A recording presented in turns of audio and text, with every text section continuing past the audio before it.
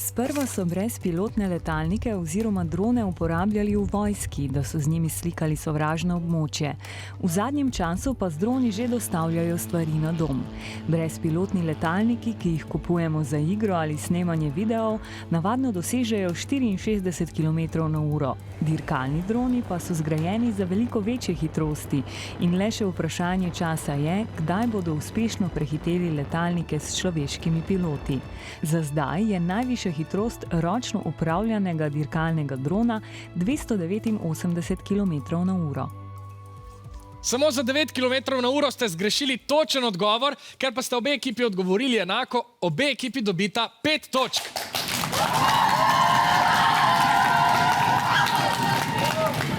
Poglejmo končni rezultat.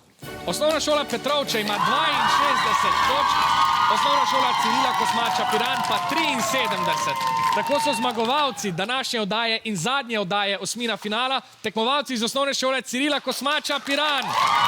Rok, Maksim in Martina so danes nosili vijolične drese. Čestitke, odlično ste se izkazali, iskrene čestitke pa tudi obema Davidoma in Vidu. Bili ste odlična rumena ekipa.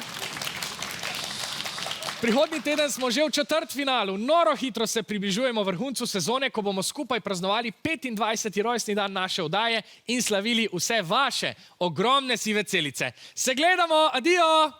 Za vas imam še družabni igri.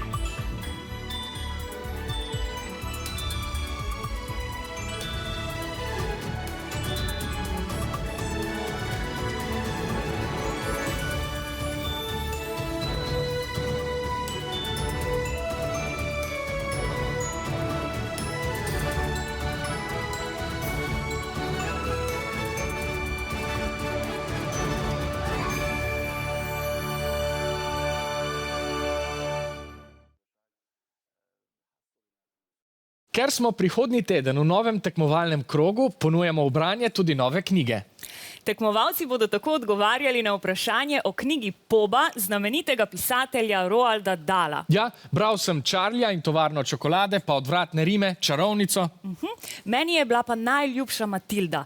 A si vedel, da je sicer bil Roald Dahl tudi pilot bojnega letala? A res?